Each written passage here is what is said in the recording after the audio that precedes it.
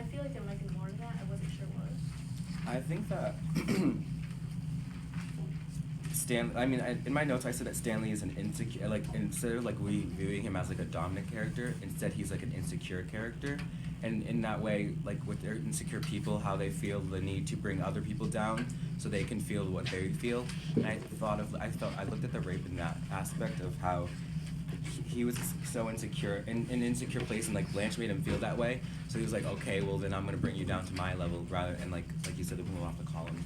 And it wasn't about the dominance; it was more about like, I don't want to say equality, but yeah, in a way, like making sure like you're no better than I am, and I'm no better than you are. Like we're just people.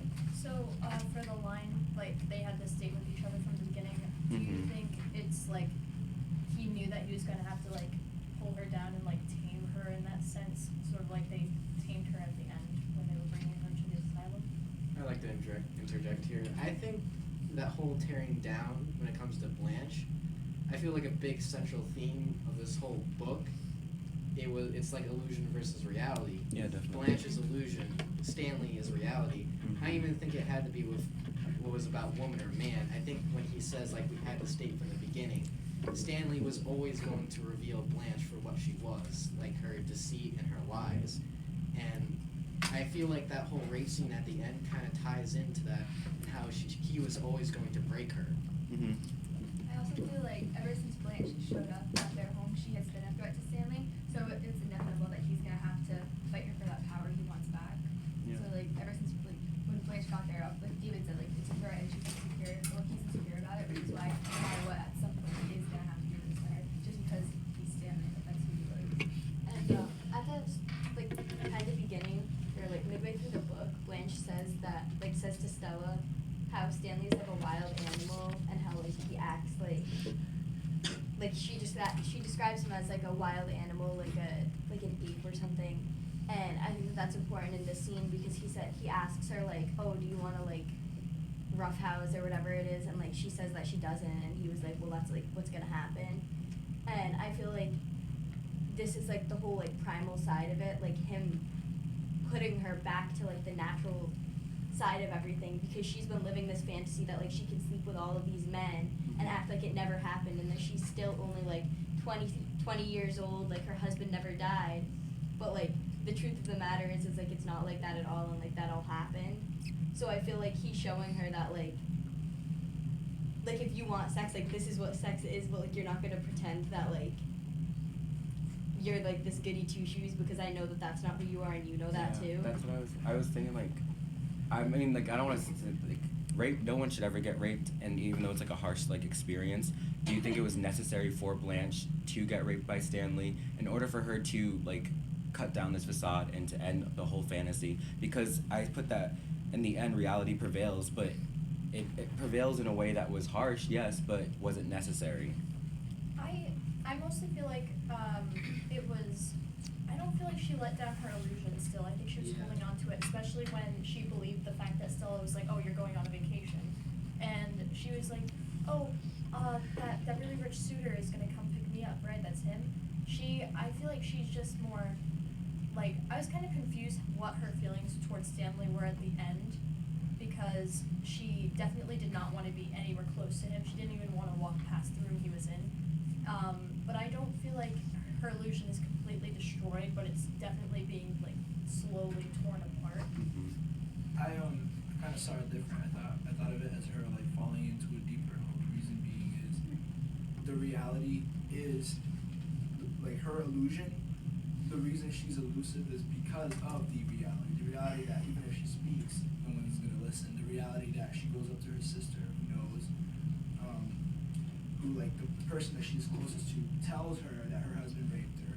The one person that's supposed to listen, the one person that she's supposed to like, that's supposed to, she's supposed to be able to express to, and not get her, and even that person turns her back on her. So it's like basically it was a slap to the face. It was like, no, like you really have to to keep to yourself and be elusive. And I feel like that's the message that she got out of that. Because she only fell deeper. Like at the end, she was going to a loony house and she was actually acting crazy.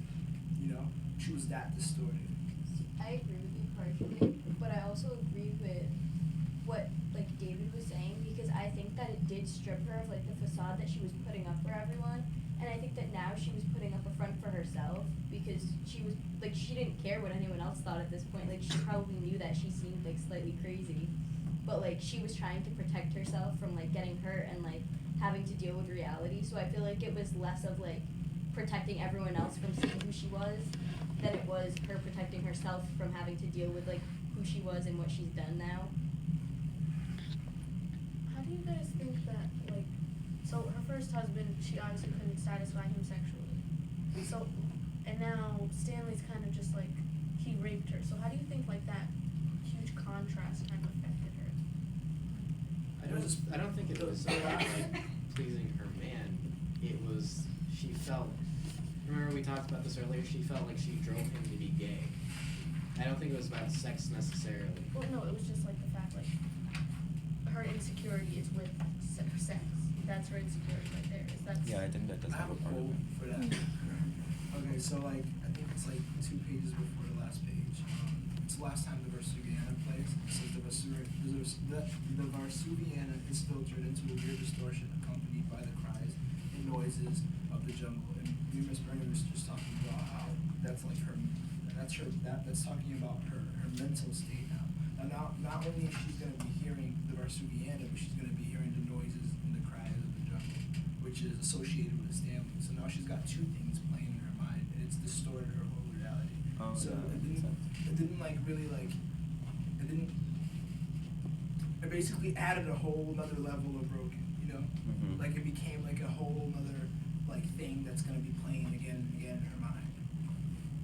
I think it's kind of ironic because like the whole desire thing, like what she wanted was like attention from men, and in the end like she gets raped, and I think it's that like when she got like, I'm not saying like rape is like what she wanted, but like your desires can lead you to like, you know what I mean, it's not where you originally intended. Mhm. Yeah, it's kind of like that saying, like, be careful what you wish for, because you don't know which way that's gonna be like end up, like, you know. Could we like make the argument that like when we were talking about like desire as like the streetcar that she went onto and she got onto cemeteries, could that be like another metaphorical death of her, like when she got raped because she was broken even further, and like I think it's past the point of repair, like because she was pretty broken after Alan, but like the rape added on more to it. I thought of it more of an Elysian Fields. Because, you know, Elysian Fields, right? The place is called Elysian Fields, but it's a very, very poor place.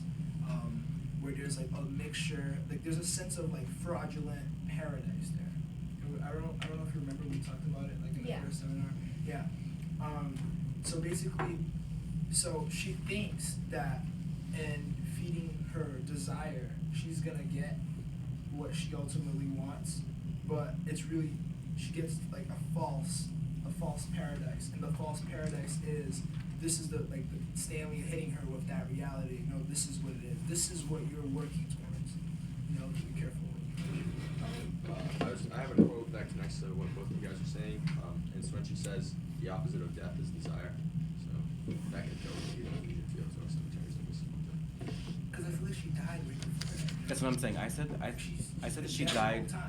I said she emotionally died after Alan. I think that's where she died, and then I don't know. I was looking for it in my notes, but I couldn't find it. But I did say that. I said that she emotionally died after Alan, and then she was searching for this desire that she once had. Like she was on the streetcar named Desire, and then she went to Elysian Fields. Because remember, at the start, in scene 1, she said that she went through all of that, and now she's here. So she was on a streetcar named Desire with Alan, but then she ended up in Elysian Fields where she emotionally died because of like what she had to fight out. And in Elysian Fields, she was trying to search for that desire again, but she couldn't find it. Drawing on to that idea of what Pedro said, the like false paradise, I think like she kind of attained that at the end, because like I was talking to Faith about it, and we were talking about like Blanche's like passivity at like the very end, and she's like, whoever you are, I've always depended on the kindness of strangers.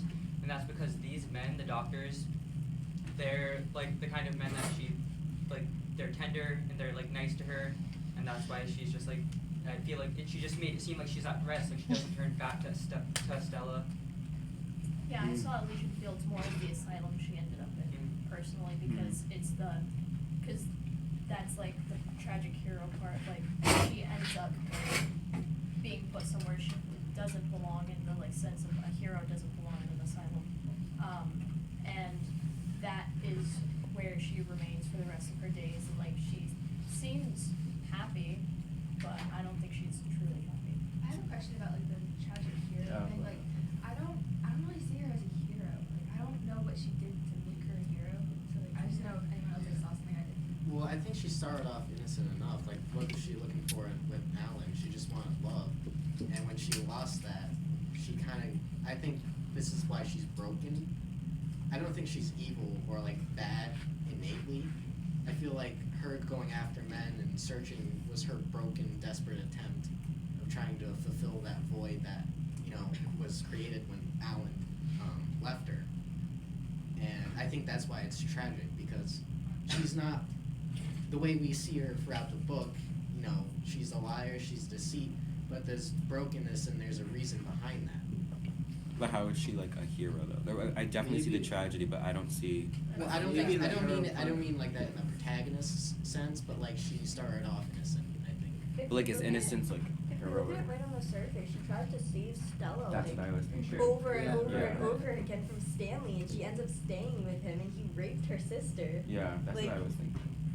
Like, I'm sorry, but if she's trying to protect her through like the whole thing from the man that ultimately ends up like rape is normally like a symbol for like loss of innocence, and like from the person who like ultimately like takes that from her, which has already been taken from her like years earlier anyway.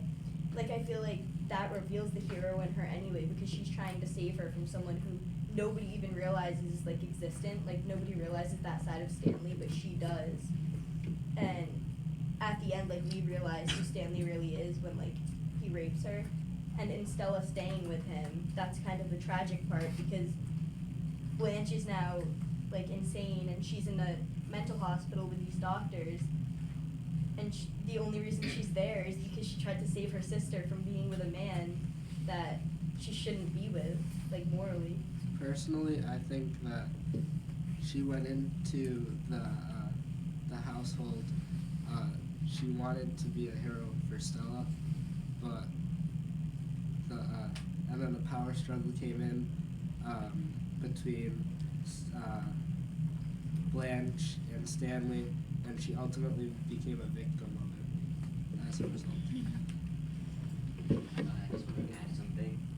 For me, I personally thought that her motive for going into Stella was a moment of desperation, but she's also looking for acceptance. And she doesn't really know how to obtain that, so she sort of puts up like a facade in order to attract people, but that only causes further distancing from them in the end, which is why she has such bad qualities. It's not really due to her intentionally being like that, or like intentionally wanting to hurt them, but it just sort of becomes a product of it. That Yeah. kind of connects to deliberate cruelty and how she said something about that. But go on. It was like the quote where she says, like, I never lied deliberately, I never lied to hurt anybody, I didn't lie in my heart. And to Mitch, because he's like, you lied to me, I didn't like that, but like, she just doesn't feel like herself, like, her true self is adequate enough to attract men or to not make men have sex with other men, because she feels like she's kind of like repulsive in that way. So, so then what's the significance with her not looking back at Stella? Like, do you think she's just done with her, like as a hero, and like Stella being her aim to like save or something? Like, why doesn't she look back at her? Like, did she just accept her fate? I think that's the moment she realized like nobody who I had previously thought cared about me actually does. Because like even though Stella may be acting